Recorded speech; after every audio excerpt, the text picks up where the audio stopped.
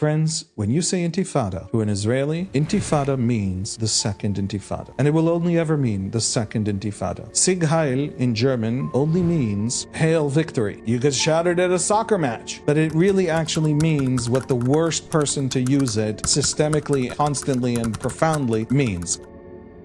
Intifada means to Israelis the vast, years-long mass murder of Israeli children and civilians, represented in the 140, give or take, suicide bombings of the 3 years of the Second Intifada. The Second Intifada begins in September of 2000. It begins in between rounds of peace process. The Palestinians argue that Ariel Sharon, opposition leader at the time, visited the Temple Mount in a very unconstructive way, and everything spiraled out of control, and 140 suicide bombings later, there's no peace process. That's a terrible argument for Palestinians, because what Ariel Sharon was doing when he was visiting the Temple Mount in September of 2000 was protesting the fact that the Israeli prime minister was negotiating giving away part of the Temple Mount. Many of the people who took part in the Second Intifada were part of the security services of Arafat's Palestinian Authority. In other words, the very people we thought we were doing a peace process with. They were the ones carrying out, alongside Hamas, alongside Islamic Jihad, these suicide bombings.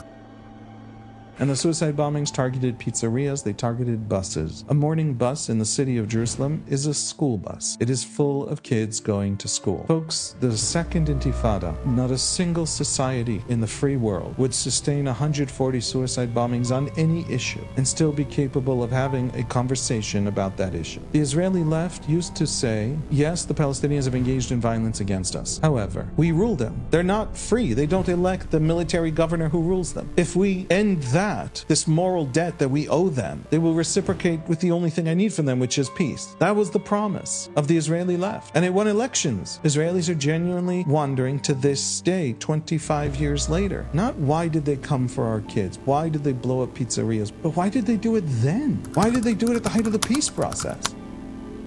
What was it about? How do you recruit people willing to kill themselves on a mass scale? To recruit suicide terrorists, you need infrastructure. You need social capital. You need people with authority to tell the person who's going to die while killing someone else's children, this is redemptive. You are redeeming the world. Imams recruited them. Mosques ran martyrdom classes. And every suicide bomber of the Second Intifada has something named after them. A street or a soccer field in Palestinian society and in Palestinian public life. They are the heroes of the Palestinian story. And they're the mass murderers of Israeli children at the height of the peace process. And a nation that for years can't put children on a bus because you don't know if the bus is going to blow up. Israelis look at the Second Intifada and they say, Intifada means the massacre of Jews at a mass scale until they either fall down and die or agree as a people to wipe themselves out and disappear.